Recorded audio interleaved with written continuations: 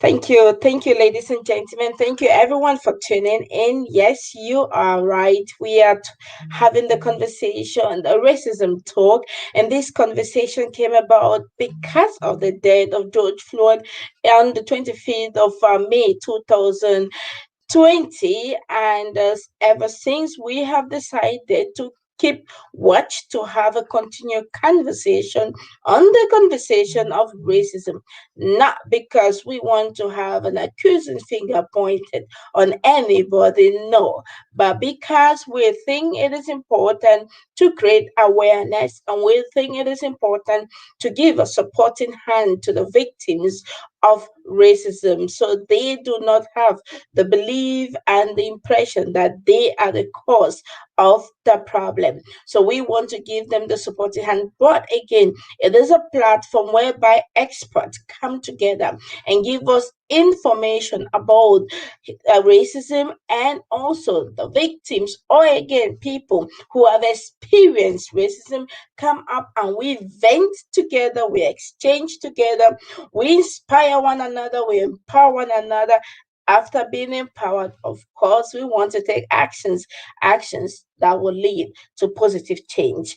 Ladies and gentlemen, today again is another conversation, and I'm very, very excited because the conversation of today is going to blow your mind. It's a very important conversation because it has also to do with books and, of course, with literature. Ladies and gentlemen, welcome to our program. Share the video, share the link with your friends, and be sure that you're not going to regret being with us today. Stay tuned, and while we invite our guest today.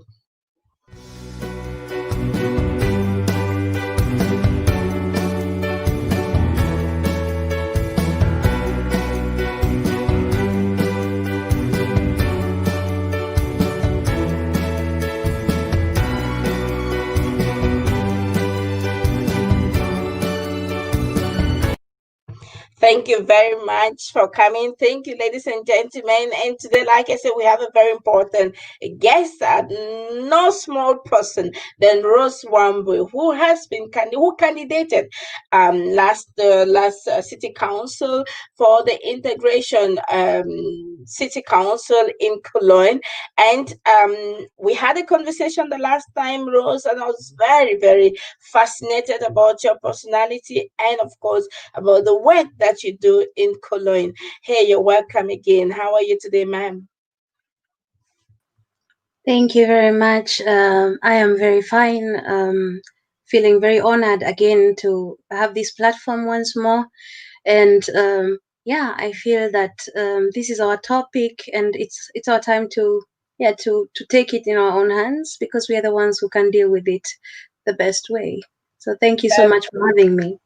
that is true. That is true. I like that we can deal with it also the best way and in our own ways. And we know that there is so much power in the media, and it includes books, it includes literature, it includes television, and of course, we all should be having the monopoly of the media because that's where we see a lot of racism also being transmitted. And that is the conversation we're having today. Tell us more. How can racism be transmitted through books and literature?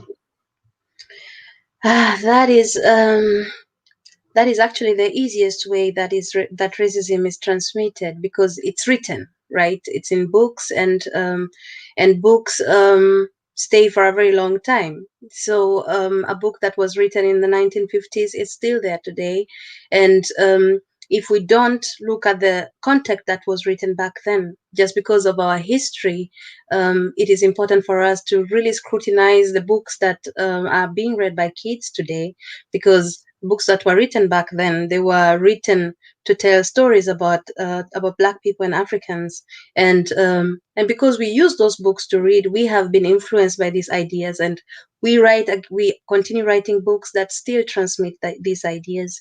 And so the one way that is really transmitted is because books are just nachhaltig. I don't even know the English word for it, but they are passed over. It's not like stories. We used to have stories that we could tell each other, but that culture of storytelling, it's kind of no longer really there. So we now have a culture of books, and the books that have been written, they don't always put us in the best light. And it is also transmitted through omission. Things are not just there because they're there, but also if they are omitted, if our stories are omitted and they're not written, or if there is a reality that is always created, that doesn't tell the whole story, then through omission, this can also lead to such ideologies being transmitted to people. And um, and I think that is especially the danger of, first of all, telling the wrong story, or omitting the story, or even rewriting the story. That is also there. There is a time I was working on the history of Africa with another friend of mine, Dr. Keith Hamaimbo, and we discovered like things like the Great Zimbabwe. It was actually rewritten, but that the white people who came there are actually the ones who built the Great Zimbabwe, and not the Shona people, which is the real story. So if such things are written in a book and then they're told for 50 years, the whole generation forgets what the truth was, and the real history is forgotten. So I think this is why books are just so powerful, because words go, but books stay.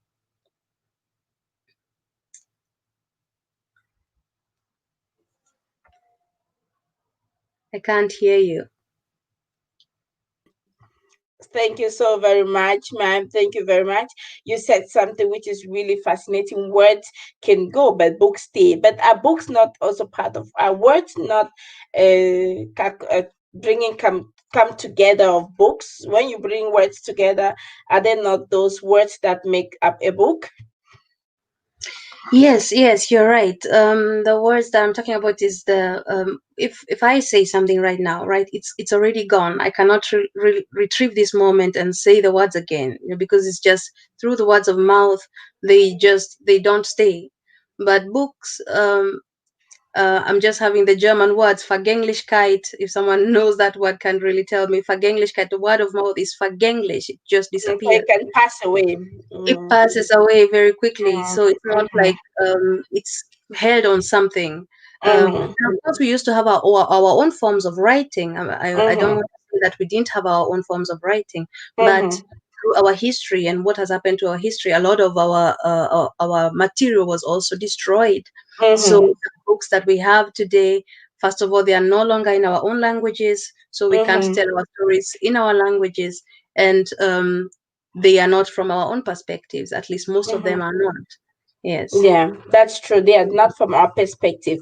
When you were talking, I remember you said something like the books that were written in the 1950s. And this is also the time where a lot of things happened. Remember that colonialism, slavery, a lot of things were happening. People were seemingly going to discover Africa. And I'm really wondering if they had to even discover Africa.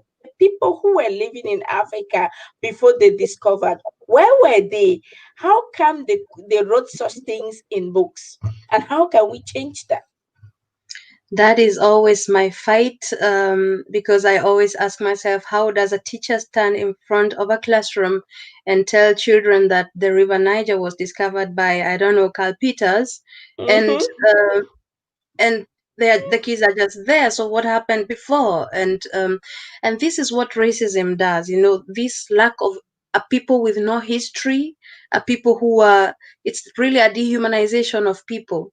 And in order to understand that, it's important to know why was it important to dehumanize people. It was important to tell stories, dehumanizing stories about Black people, so that people could colonize Africans in peace, so that people could enslave Africans in peace. Because if they had been seen as human beings, capable of feelings, capable of culture and history, then people will not have just taken that very easily, the idea of killing millions and millions of people.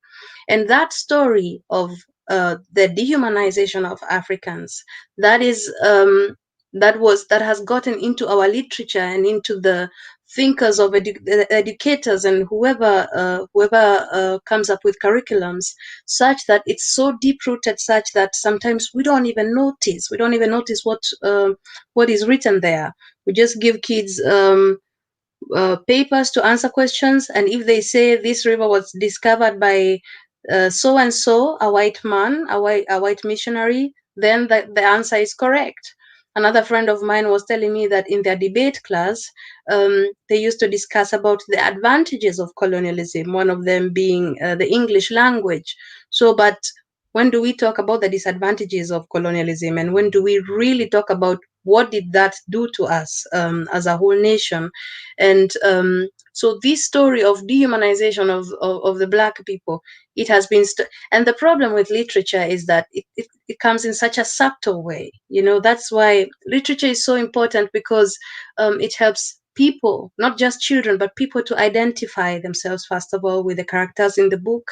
And also it gives them words. It gives them words to feel about their own situations without having to express themselves. So if I read about a story about a young girl who was going to the market and bought mangoes, then I can already see this girl going to the market, and I already learned something new, and I have a story, and I can identify myself with that story. So that's how important literature is. And literature is not just novels. Literature is also poems. It's also the songs that we sing. Literature is everything that uses language to transmit information. And if this literature is full of all these ideas, stories that were written to dehumanize people, stories from a white person who was trying to define the Maasai, for example, then or stories of someone who was trying to define what happened in colonialism, then it's going to be such a short story. It's going to be like and then the whites came to Kenya, and 2 days later they had our land. But the whole story of how people were fighting, like when you look at Ghana, the way they fought for 70 years, winning against the British for 70 years, being led by Ya Asantewa. So if you take this context out of the story, then the story remains, the white people went to Africa, Africans sold their land. And just through the omission of the whole context, then new ideas are given into our children. And you can already see the effects with people not wanting to speak their own languages, people not wanting to have their own hair, people not wanting to identify themselves with blackness, because blackness has been represented as a shameful topic, as people who cannot fight for themselves or hold on to, intelligently think about things strategically. Because the stories of how medicine was discovered, or even mathematics, in our African context, it's not there because nobody wrote it. So this is why, first of all, literature is so important. And if it's written on one single point of view, then it becomes very dangerous. And also, if we only read literature from the British, for example, I come from Kenya, so we did a lot of British and English literature, because we were colonized by the British. So I used to know a lot about Shakespeare, for example. But what about Japanese literature? What about Chinese literature? What about Brazilian literature? So it doesn't, the literature, the one that is supposed to broaden your mind and tell you stories about people that you don't know, only tells you stories of one single people. So it doesn't broaden your mind. So you only have this one idea to look up to, and not and you don't appreciate how diverse the whole world actually is, and how many other people wrote books. There are books like Anna Karenina from Russia, or I don't know, others like Haruki Murakami from Japan.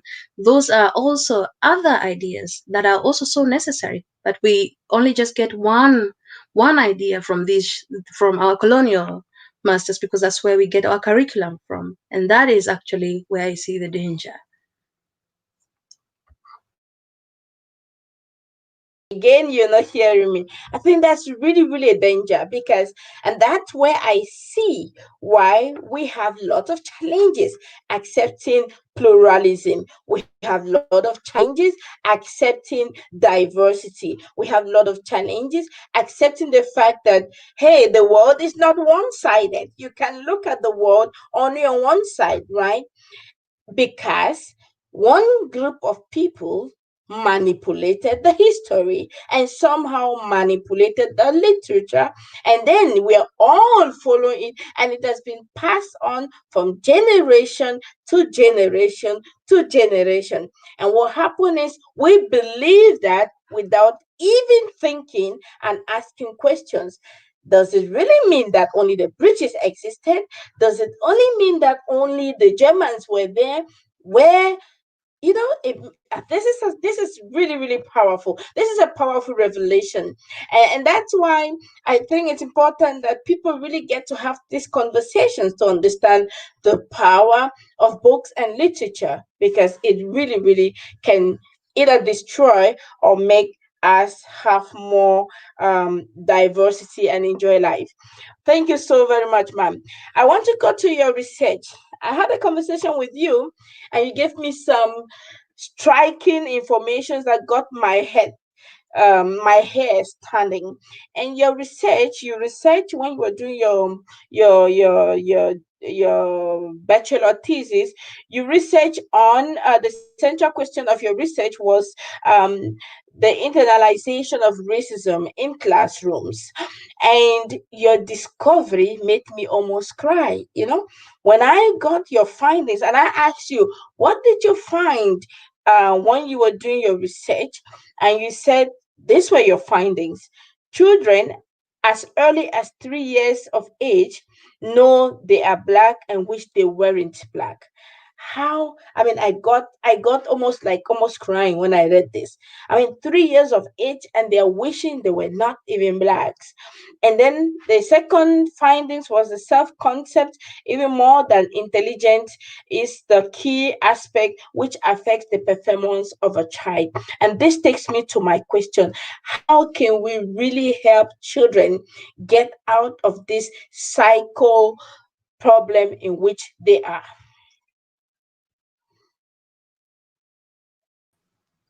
Um, yeah, that was exactly my reaction.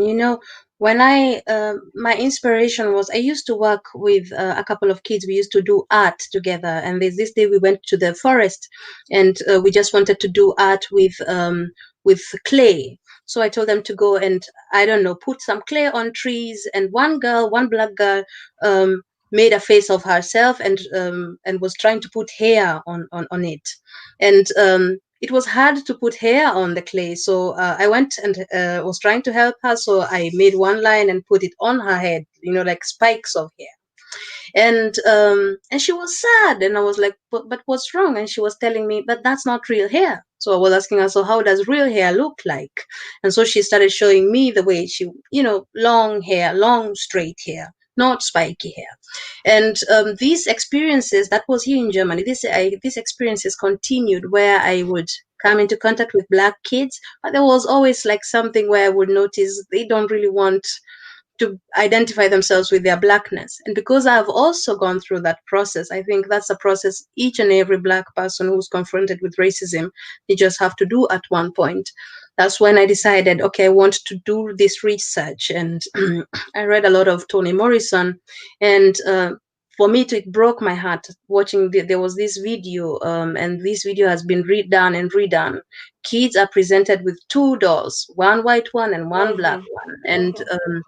even even just in 2016, that was the latest video. That's not the first video. Interview was done in 1934, and this Mm-hmm. one is in 2016, and the results are still the same. If you ask kids which doll is beautiful, which dolls would you like to play with, they always point at the white doll, both black and white kids. If you ask them which doll is ugly, which doll is looks mean, which doll don't you want to play with, they always point at the black doll. And then the most important and interesting thing was, when you ask them, which doll do you look like? They will Mm-hmm. always point to the right doll, which means that the black kids know they're black, and they look like the black doll, and the white kids know that they look like the white doll. For me, Mm-hmm. this was really important because when I think about the self concept, and self concept basically means what I think others think about me. So it's not Mm-hmm. necessarily what others think about me. It's not necessarily what I think about myself. It's what I think the other person is thinking about me right now. And the self-concept of a child that early, research has shown that that early self-concept of that child is always very high. Because children are just they are in this ego period where they think everything revolves around them and everything will be fine. Mommy and daddy are going to be there. But our kids are at this age where they're supposed to be thinking so highly of themselves, thinking they are the best thing that happened to this universe. They are already thinking they're not good enough at that age, and that is such an important development stage. It's the age where they learn language. It's the age where they learn identity. It's the age that is really shaping them. It makes them who they are. So many people like saying they don't see color, or children should not talk about racism because it's too hard for them.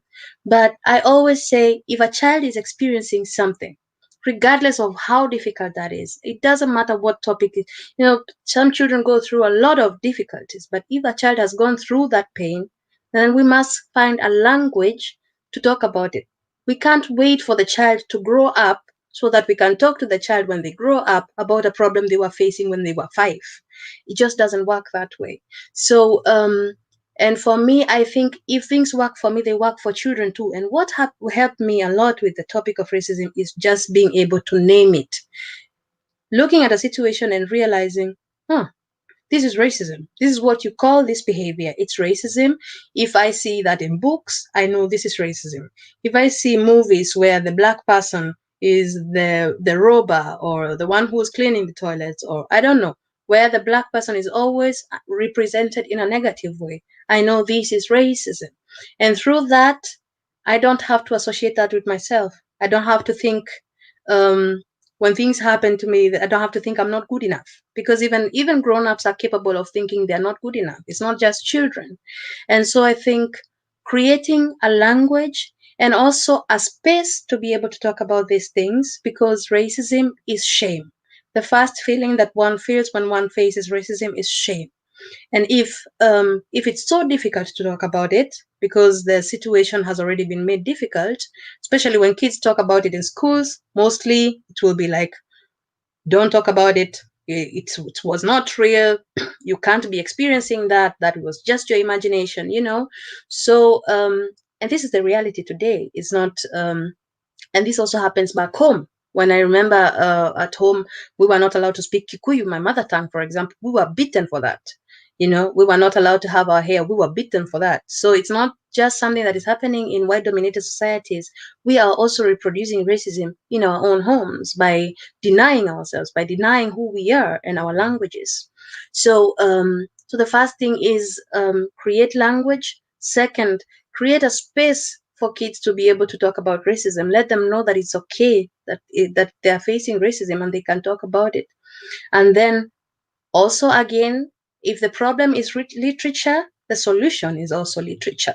There are so many good books out there. There are thousands and thousands of people have written really nice things. And We're going to come to the books. We're going to come to the books. I like, this is a suggestion you're already bringing. We're coming to the books, but this is fascinating.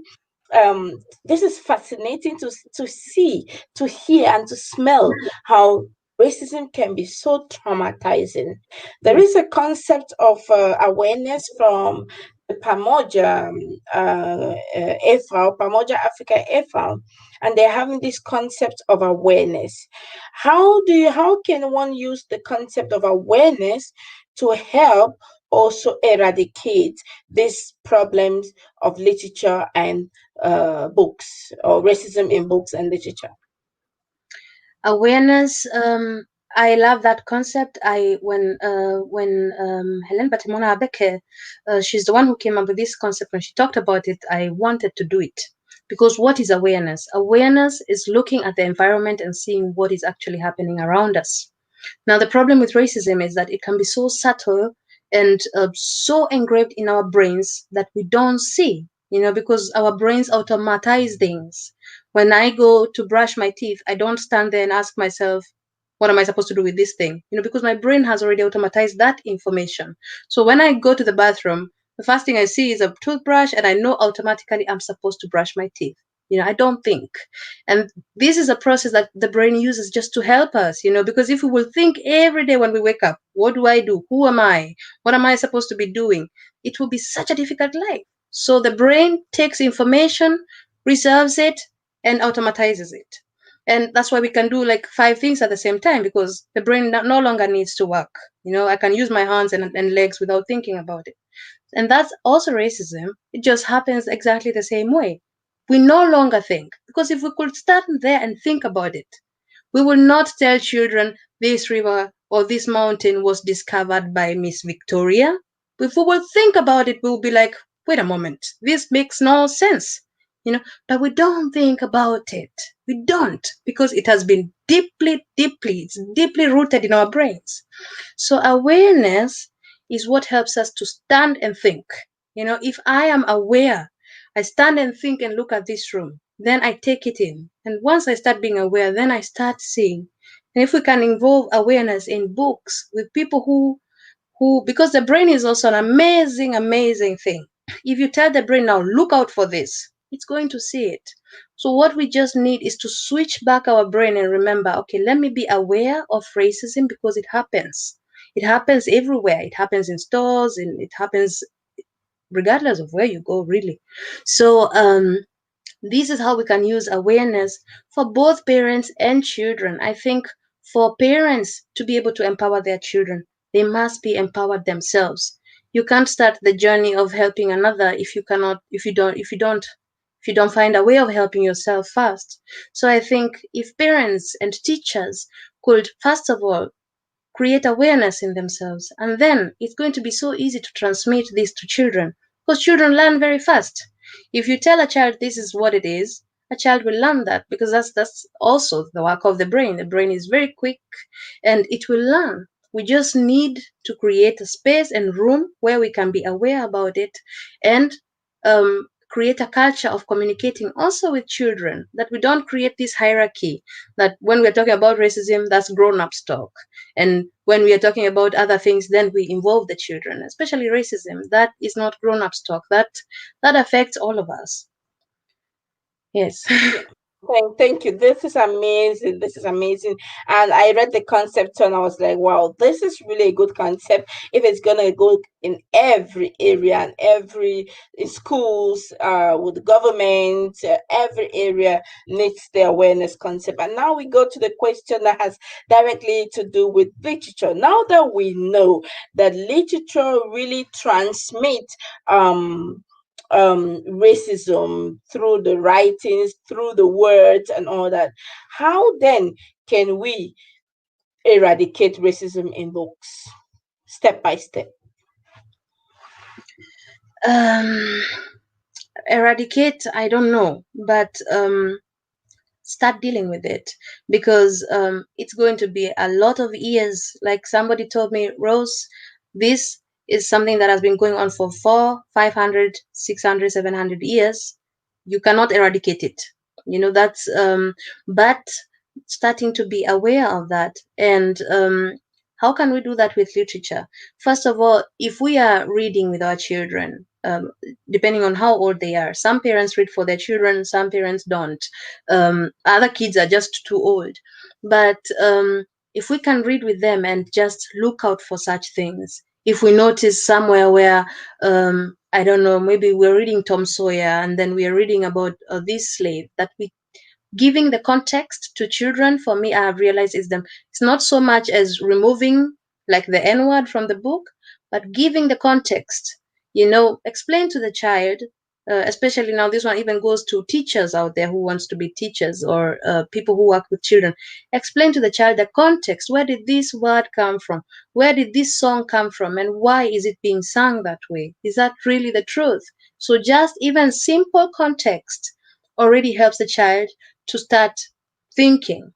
And also, I think give children also books that are just telling stories, books that are not just about racism or blackness, just other books where they can learn that there are other things in this world apart from their own blackness. Because at some point, if children face this so much, especially in white dominated societies, they reduce themselves to their blackness. They become only black. They forget they had other things. They forget people draw, they can have other interests. They just concentrate on this one small identity. And if children, especially if they like reading, creating new identities and new stories, other stories, really totally different stories about trees and whatever, I think that can also help. And also stories where black kids are also just just being human beings and not being the black kid, even if it's an empowerment book, right? Because we do a lot of empowerment, don't touch my hair, or how to talk about racism, but it's still about blackness. So if we can find books where children, especially the black children in that book, are just being, because we need to remind our children that they are supposed to just be, they can be because they are supposed to be here. And also, like I said in the beginning, um, let kids know other kinds of literature, even with other languages. It doesn't matter really. If it's a comic in Arabic, it's okay. They can just look at the pictures. But for them to just realize there are other languages other than English or French, there are other people who had other stories. Just introduce them to other people, other languages, other forms of writing. And Africa, of course, is a huge continent, and we have so many good others there. We have Ngugi wa Thiong'o, we have Chinua Achebe, and most of these, they also had other children's books. Um, and even if we ourselves can read those stories and break them down for children, depending on how old they are, just let them remember that there's something else they can read other than, I don't know, Shakespeare. Have For me, you that's thank important. thank you. This is really your topic. You can go on and on. What do you think about Pippi Landstrom? I don't like that book. Why? Actually, a friend of mine and I are giving workshops right now on Pippi Langstrumpf and another book called Das Wort das Bauchschmerzen macht, the word that gives me a stomachache. Mm-hmm. Pippi Langstrumpf, many people think the problem with Pippi Langstrumpf is because of this N word, because the father of Pippi is the king of N. I don't want to reproduce that here, but that's not the main problem. The main problem is how Pippi looks at the world. Pippi looks at people from Congo and says they're all liars. Pippi goes to India and teaches the people there how to do things. It's just this colonial mentality. It's very much reproduced in Pippi Langstrumpf. And there you can actually see what people used to think back then during colonialism. There's a time I went to the museum in Berlin, and there was a small book there saying, um, let's go back to Africa. The Africans are waiting for us. It was a song for children. The Africans are waiting. They're longing for us. That's a story which was told here to children and young people here. Yes, So, there was also this one in the primary school, not in the kindergarten, where they say 10 finger line. I don't want to get into mhm, it, but you know what I'm talking about. Mm-hmm, yes, mm-hmm. and these books are so many and they are still being used today. So if even today black people and black children are being dehumanized in kindergarten, how is it possible for that child to ever learn that that child is good enough? They have to have so much resilience to even just go through the whole ordeal of school. By the time they get out, they're damaged. Unless really, by God's grace, they find another way to find a language to speak about it. But most of them, especially in white-dominated societies, you just see that in their eyes. I see that in kids when I meet them. They are done because all these stories are being told, and the teachers, like I said, these things are so automatized. People don't notice. Even the parents don't notice unless you really sit with your child doing homework and you realize, wait, why What is is this? this? Yes, what is this? But you could be going through that book for ages without seeing that. So for me, that is just so, especially a book like Pippi Langstrumpf, to just look at it and how much it reproduces. Just, and it's a and book. to imagine that the book is still there, and to imagine that they are not even ready to remove the book from the system, and to imagine that even the author is not ready to say anything about that. It is really terrible. And this reminds me of the story of my son. He's now 14. He's a big boy now. When we traveled to my country and Cameroon, and when we arrived in Cameroon, I kept noticing this behavior of his. He was really very attentive, watching to see something, and but I didn't really take note. I only thought he was being attentive and he wanted to really explore the land and really see everything, right? So I think he kept looking and he didn't see what he was looking for. So by the seventh day, he looks at me where by his uncle's place, and his uncle produces ice and has a production company, a lot of things.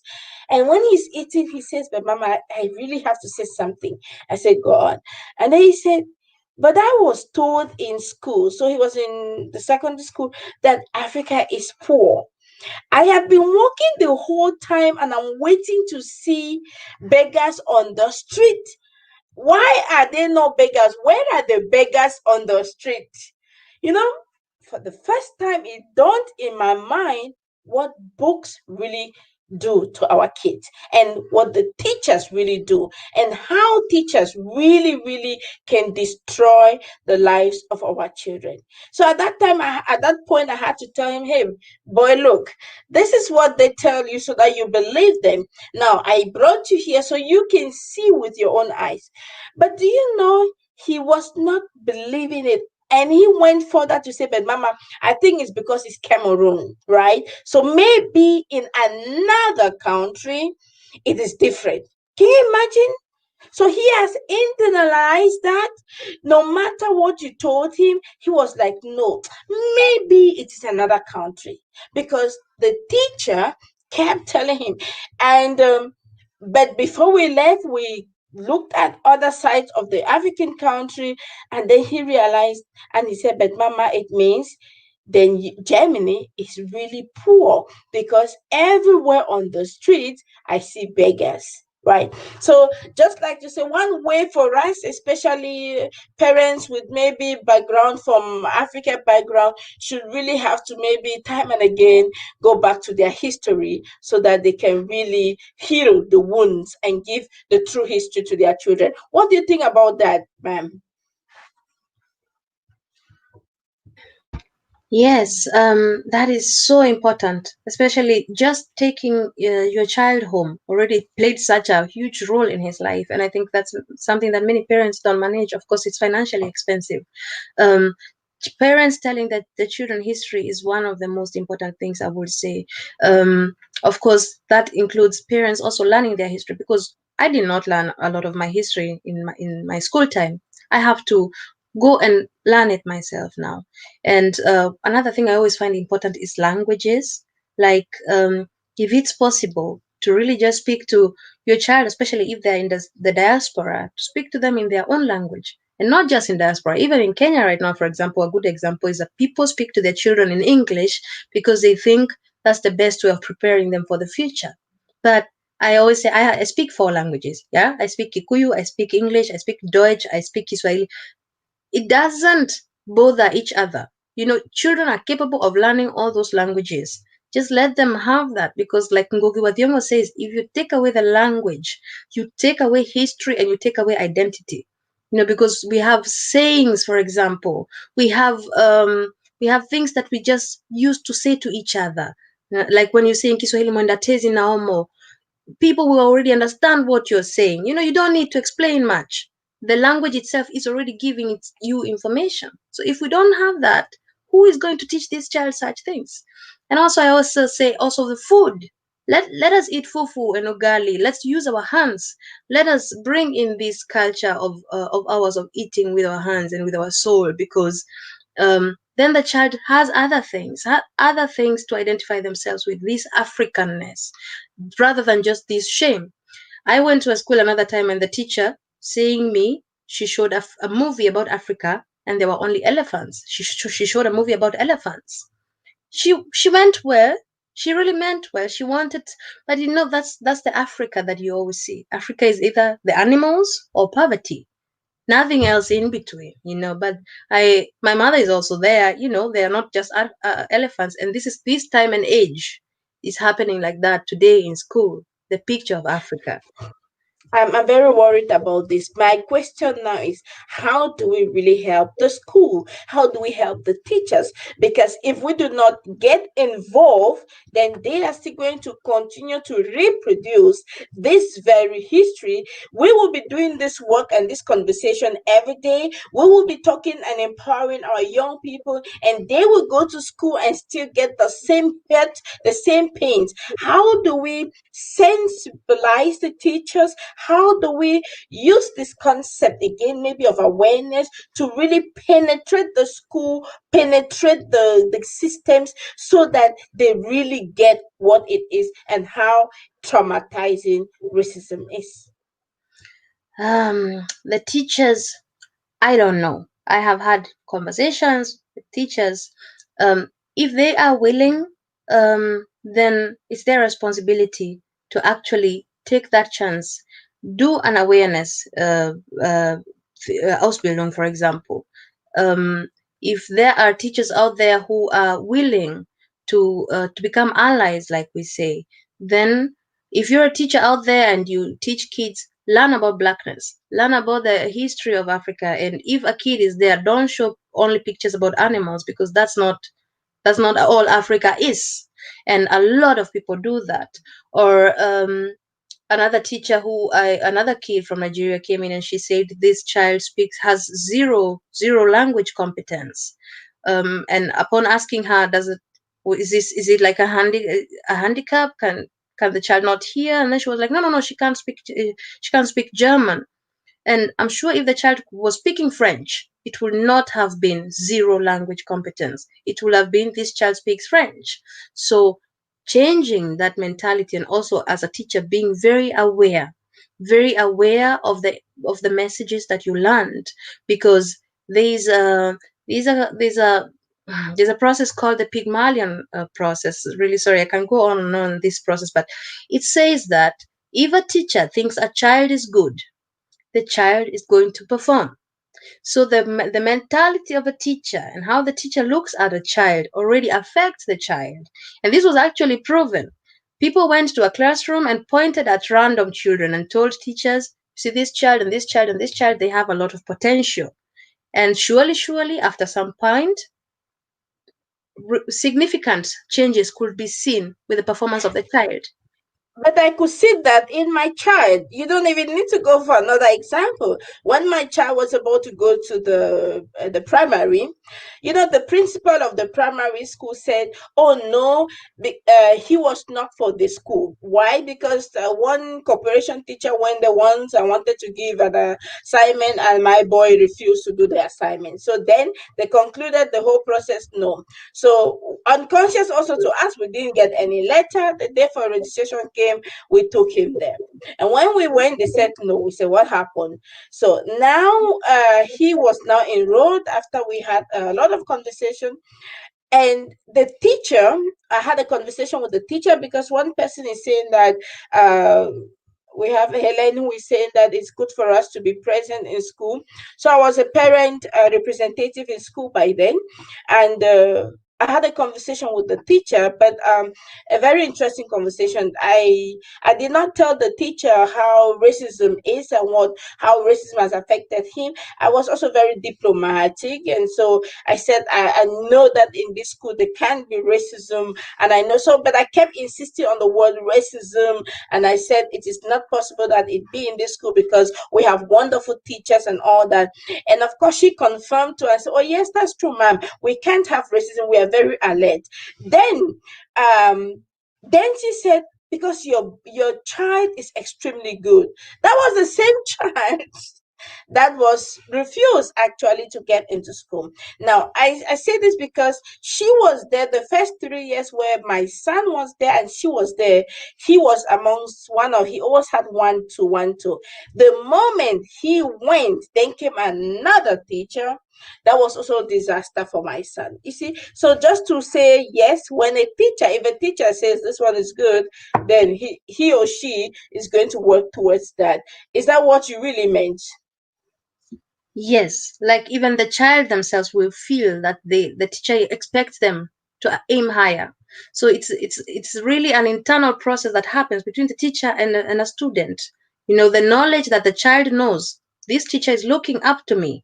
I'm even also like that with my professors at the university. If I know this professor knows me personally and they count on me, then I do my work better because I don't want to disappoint them. And that's the same with children. I always say what is true for me is also true for a child because children are young human beings and they have the same feelings that we feel, just not differently defined.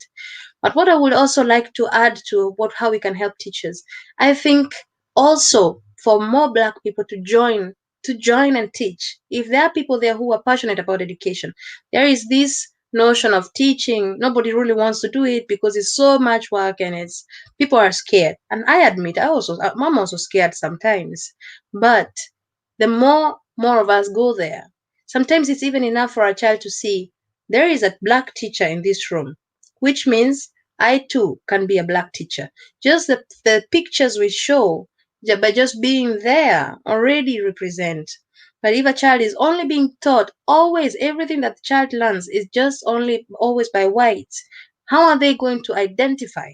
So I would also like to encourage my fellow Black people, if you have a passion for teaching, you go for it because this is how we can also help our kids. Just by being there, we already make a difference. That's true. I remember the first when am lecturing at the University of Esslingen now for the past, I think, 6 years or 7 years now, and the first time I entered the class, there was one black lady. I never forget her because she was so happy to see Hmm. another black lecturer come to lecture, and I could also see how proud she was, and she could identify, and I stood at the door because I like playing with the psychology of people too. So I stood at the door to welcome all the students, and I gave them a really good handshake. So there was already a dominance on the handshake. So when they got there, one of them said, "Are you the lecturer?" I said, "Oh, yes, I'm the lecturer, unless you're not the student in my class." "Oh, Dr. Buck, I'm the student in your class. So, but I could see in her eyes how happy she was that a black lecturer was before her. So just to confirm to what you are saying, oh, we have a lot of work to do.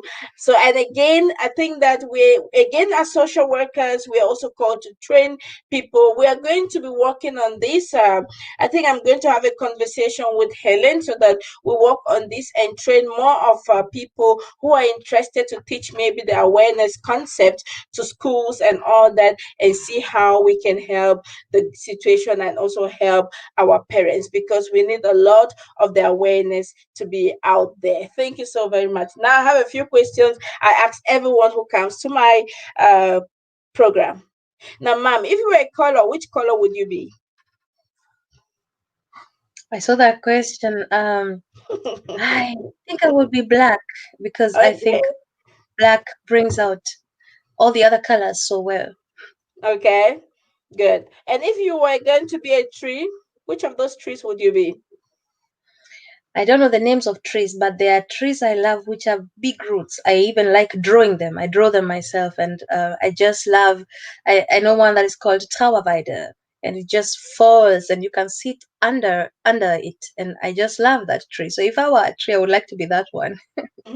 So you can give protection to other people, or why? To it kind of creates a safe space or a safe room when you go between those leaves, and I feel like I like that. I like being that person where people are around, they feel safe. Hmm. Oh yes, you have a way of sending. this kind of aroma, right? When someone is around you, one can really also feel that safety. Thank you for being that person. Yeah. And so, if you were going to be an animal, which of the animals would you be, and A giraffe. why? A giraffe. I love giraffes. I just love the way they're so elegant and tall, and I just think they are beautiful. And I'm also very tall, and people used to call me giraffe when I was young because of my thin legs. But today I love giraffes, so I wouldn't mind being one. Oh, thank you very much. And which of the books are your favorite books? Now we're talking about books, literature. Which of those books are your favorite books? My favorite book, I have to say, is Harry Potter. I love Harry Potter books. I read all of them several times. I mean, tell us Um, why.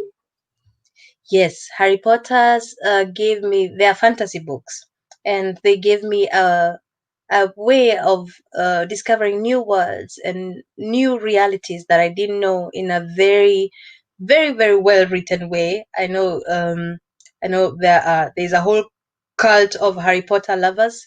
I loved Harry Potter because I also love magic, and in some ways, I also believe in magic. And so for me, and it's also very well written, and I love well written sentences. Language for me, I just love seeing people who write so well, and J.K. Rowling can do that. Amazing. Thank you very much. Thank you very much. We have some few people that we have to recognize here. Thank you very much, Ma'am Batimona Abeke is here, and she says, great talk. Maybe you want to see that great talk. And then she says, of course, speak your language to your child. This is part of their identity. And she goes further to say, we can sensibilize, the teachers by being more present in school matters. This way, we can intervene on time. We are having also Mr. Elvis, who is also having one of the programs, the debate on Mondays. I think the next time you should be on the debate program. Elvis, I think you should take note of Wambi Rose because she has an excellent way of bringing out some stuff. So she can be in your program, the debate, and we debate about the Agenda 2063, the Africa we want. Thank you for watching, Elvis. We have, of course, Fomban Emmanuel who is watching and says great work. And then, of course, when you describe the tree, Ransel, thank you very much, said baobab tree. Yes, thank you, ma'am. And then we have again Fomban saying, what a pear tree. And he's laughing along. So thank you very much, all you ladies and gentlemen. Thank you, everyone. And Muri Okeyo, thank you so very much. She says representation matters very much to Black children. Thank you very much. And that is true. My daughter is always having her family that are all blacks and they are a mix. And then she's always saying that, and they have also a mixed family. So it's really so important that we have these children taught these things from childhood. Ma'am, give us your last counsel. What would you say to us as parents? You are like an educator, you educate young people, you're fascinated. Counsel us on how to go about with the issue of racism, books, and how it's been transmitted. Yeah, thank you so much. First of all, I'm not a parent, and I would like to commend all parents because I think you guys do an amazing job, especially if you're here. Is already there's a lot of things we all have to go through, but as a parent, even more because the pain of a child, I imagine the pain of seeing your child going through things. It's even worse than if you as a grown up is going through things. Yeah. So first of all, really my appreciation for that. And when it comes to education and racism, what I will say is, first of all, talk about it. Create a room where it's safe to speak about racism with children. Let them know that it's there and let them know that it affects them. Even speak about skin color. Why are they black? for example. So speak about melanin, speak about how powerful that is, and that it's not a disadvantage to have melanin. It actually has so many positive advantages. And there are a lot of things on YouTube out there that you can show in a simpler language if you cannot explain that yourself to the child. And accept yourself, and if you can do that, then you can leave that for the child, accepting your identity, your Africanness, if you're an African, your hair, your skin, your language, your food, your way of life. There's nothing as beautiful as someone who fully accepts who they are. And if somebody does that, even if other people say anything else, even if this child is told anything else, they will already know, because mom and dad accept themselves. I can accept myself. And if mom and dad already transmit this message to children, then they know they can do that, because a child comes to this world not knowing a lot, and this child looks up to the next person is who is a parent or the caregiver of the child. And so it's a very important role that parents play. But also remember that we have this: a child is raised by the community, which sometimes is not here so much. Maybe look for a community out there, look for our fellow Black people. Let your child know other fellow Black children to just be, to play with. Let the child not always be the only Black kid. Especially in this time and age, there are very many possibilities of letting your kid play with other fellow Black children. And with that, they can already form their own identity, even if they're not talking about racism, but they are just being. And this community of having other mothers, and what are other mothers doing, what are other Black people doing, just that is already very, very empowering, because there is a lot of power in identification. If your child needs identification, and you as a parent also needs identification and empowerment. Is a book by Madubuko Nkechi, for the people here who are Germans, who speak German, and she speaks of empowerment as an Erziehungsaufgabe. Like the work of bringing up kids is also empowerment. It belongs to bringing up kids. Let kids be empowered, and when kids are empowered, then they say, I am the way I am, and it's okay to be like that. And this is a process also. Appreciate that it's a process. Maybe your child doesn't even want to talk about it anymore because they're just sick and tired. But um, creating the space makes a lot of difference, even if they're not ready to speak, but they know that space is there created for them. So those are the things I would say. And if you can take them home, if you have a direct connection to home, take them home. If you can't, let them have a community here. And for me, I always, whenever I meet with other Black people, I feel safe. Even if we don't talk about racism, we are cooking together. I feel, yeah, I feel seen. And it's really important for children to always see other fellow Black children. Um, yeah, and I think those are the things that I would say are really important. And also literature, again, literature very important. Read for your kids. Get them books by Chimamanda Ngozi Adichie, Chinua Achebe, Ngugi wa Thiong'o. Let them know about people like Lenana, Ya Santawa, Desmond Tutu. Let them know Wangari Maathai. Let them know other people, not just the what they learn at school. So those are the things that I would say are really, at least they help me grow by just knowing the context, my history, other people, other Black people who look like me, who are doing things. And also in music, remembering that literature is not just books, it's also comics, it's songs, it's everything that uses language, because not every child likes reading, but maybe they would like to watch a movie, or they would like to read a poem or sing a song. Also, this appreciation of differences, because there's no need to force a child to read a book about racism. Racism is already difficult, and if they don't like reading, then it's not going to be helpful. But there are enough possibilities out there for children to get into contact with this topic. Thank you very much. Can't hear you. Again, I forget myself, right? Thank you very, very much, Rose. It was such a wonderful conversation with you. I'm very sure that we are definitely going to have to meet again for another conversation. Hey, you guys out there, you're doing an amazing job. Thank you very much for always being with us. Thank you so very much for joining, and thank you very much for giving us the gift of your time. And I'm sure that, and hoping that you have learned something, you have taken something. Remain blessed. Stay with us, be part of us, share the link with friends, subscribe to our Facebook page, and subscribe to our YouTube page so that together we can grow like a community and be that safe space for ourselves. Thank you very much, and see you next week, same time, with another speaker who is going to be telling us powerful things about racism and its effect. God bless you. And I leave you with this jingle. Bye bye.